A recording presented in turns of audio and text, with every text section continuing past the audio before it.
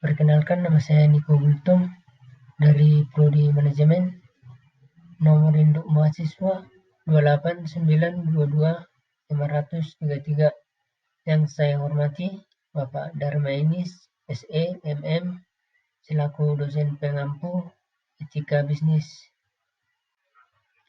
Untuk pembahasan yang pertama, di sini ada soal yang pertama, kompetisi semakin ketat dan konsumen yang kian rewel sering menjadi faktor pemicu perusahaan mengabaikan etika dalam berbisnis. Apa akibat yang timbul bila etika bisnis diabaikan? Berikan contoh realita yang terjadi di dunia bisnis. Yang pertama, kita harus mengetahui apa itu kompetisi. Kompetisi adalah di mana individu atau kelompok tidak mau kalah dari individu atau kelompok lain. Kompetisi juga disebut dengan persaingan, diartikan sebagai usaha untuk memperlihatkan keunggulan masing-masing yang dilakukan oleh perorangan. Etika bisnis dalam sebuah perusahaan. Etika bisnis merupakan cara untuk melakukan kegiatan bisnis yang mencakup seluruh aspek yang berkaitan dengan individu, perusahaan, dan masyarakat.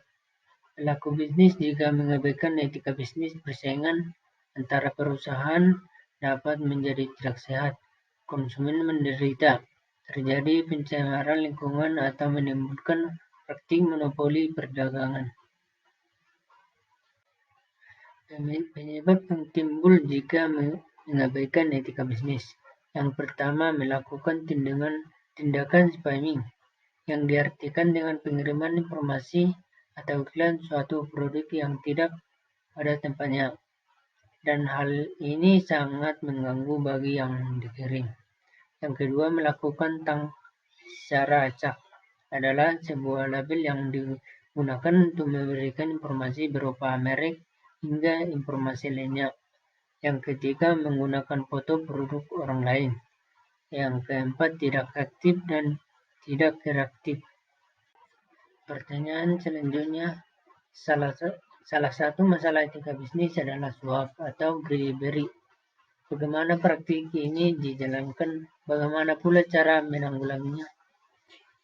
Suap atau bribery adalah suatu tindakan yang dilakukan oleh seorang maupun sekelompok orang dengan memberikan, membayar, maupun menawarkan suatu berupa materi yang memiliki nilai moneter, yang nantinya akan mempengaruhi tindakan maupun keputusan seseorang dan kelompok tersebut demi memperlancar suatu urusan atau demi kepentingan mereka. Suap tersebut diancam pidana oleh Pasal 420 KUHP. Keempat, pasal tersebut kemudian dinyatakan sebagai tindakan pidana korupsi melalui Undang-Undang Nomor 31 Tahun 1999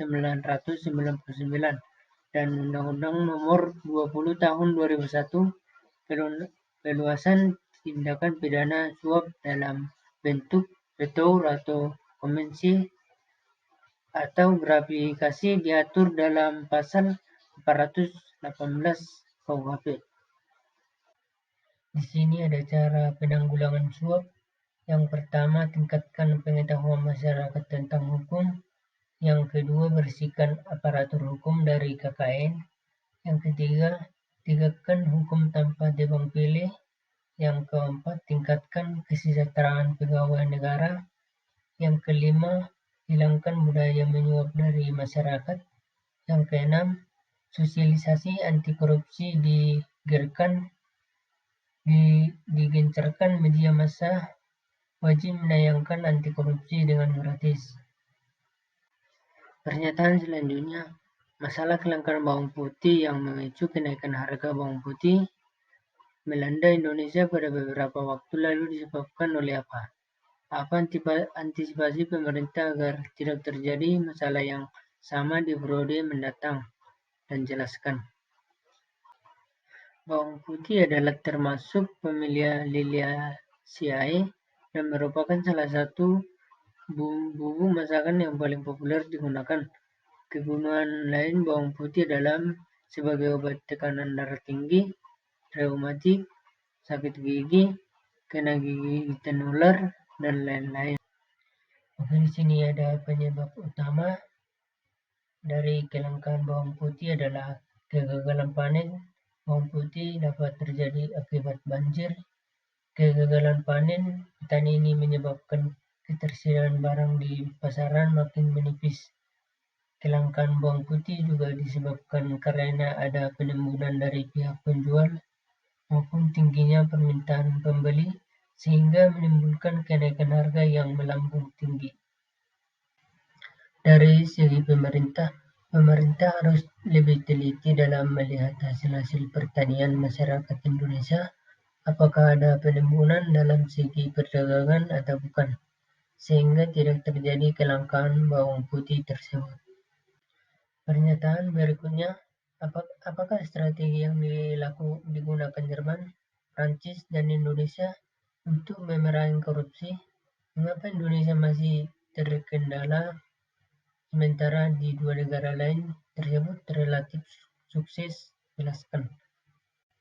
Strategi Jerman dalam mencegah dan memerangi korupsi terlihat dalam seminar daring bertajuk German Federal Foreign Office in Preventing and Fighting Corruption, Analyzing Areas Particularly Vulnerable to Corruption, yang telah dilaksanakan tanggal 17 Juni 2021.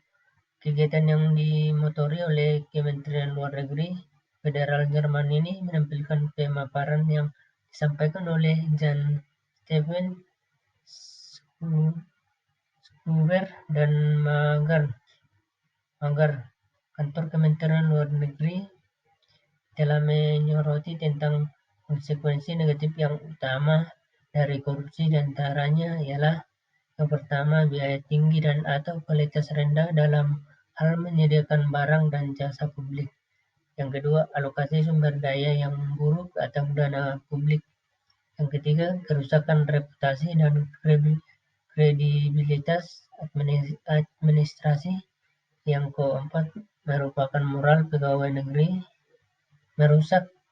pegawai negeri atau administrasi. Yang kelima, merusak demokrasi dan supremasi hukum.